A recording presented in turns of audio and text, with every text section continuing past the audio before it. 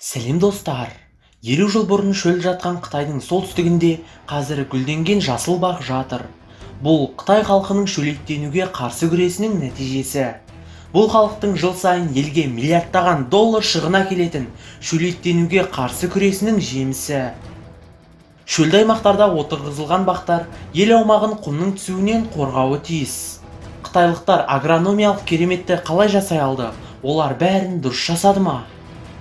Сіздермен бірге бәрі бар арнасы.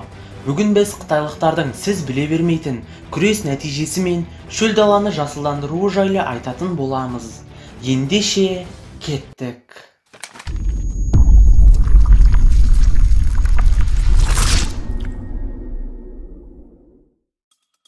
Шөл келе жатыр. Қытайдың солтүстігінде орналасқан Муыз шөлі 50 жыл бұрын ел аумағындағы 42 000 гектар жерді алып жатты. Содан кейін барлық жерде дөңдер болды. Құмды дауыл жергілікті фермерлерге қолайсыздық туғызды. Шөлмен бірге көршілес жерлерге де қауіп төндірді.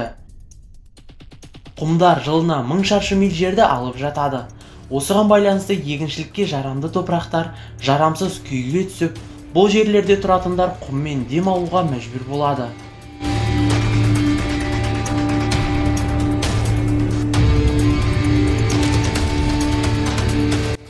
Көгалдандыру шешімі.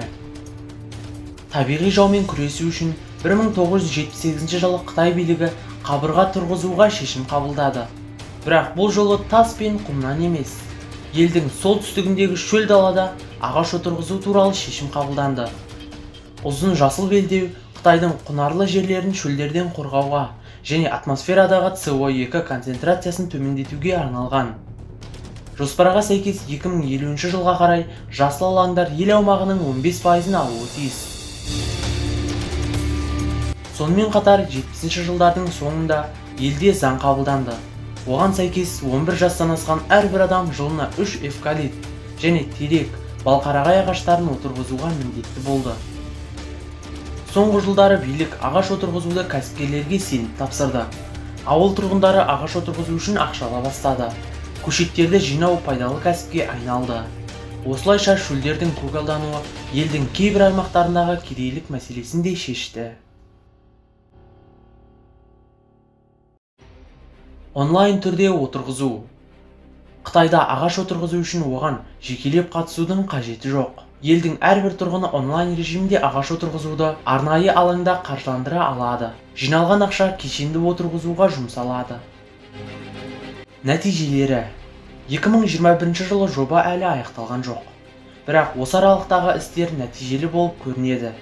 1970 жылдары орман ел аумағының 5%-ын ғана алып жатса, қазіргі таңда ел аумағының 13,5%-ын алып жатыр. Соңғы 50 жылда Қытайда 13 миллион гектарға жуық ағаш отырғызылды. Аумағы бойынша бұл аумақты Грециямен салыстыруға болады. Бағдарламаның алғашқы 10 жылдықтарында отырғызылған ағаштар қазірдің өзінде едәуір өсті. Олардың тамыры топыраққа жаңбыр суын сақтауға көмектеседі. Ал бір кездері құрғақ, сап-сары шөл боп тұрған жер қазір жап-жасыл алқапқа айналды.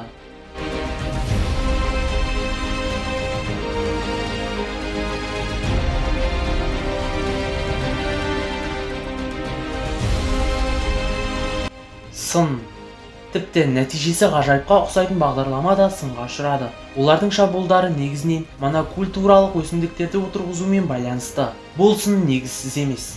Қытай ормандары іс жүзінде сол өсімдіктерден тұрады. Бұл қауіпті әдіс.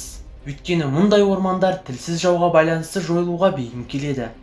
2008 жылы өрт сол жылы отырғызылған ағаштардың 5-тен 1 бөлігін құртып жібереді. Кейбір сыншылар Қытайдың ірі қалаларында түтіннің пайда болуына тығыз ормандарды кінәлады. Ел жақында бұл мәселемен бетпе-бет келді, бірақ жыл сайын ол нашарлай түседі.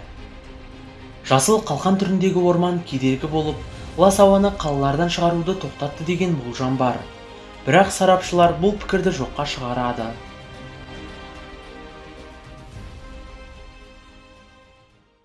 Бейнені қорытындылай келе, табиғат адам үшін жаралыпты. Бар қызық табиғаттан таралыпты деп Сұлтанмахмұт Торайғыров айтқандай, табиғатқа әрқайсымыз өз үлесімізді тигізіп, ағаш отырғызайық. Себебі бәрі кішкентай нәрседен басталады. Сол себепті әрбірімізде табиғатты сақтап қалуға, гүлдендіруге өз үлесімізді қосайық.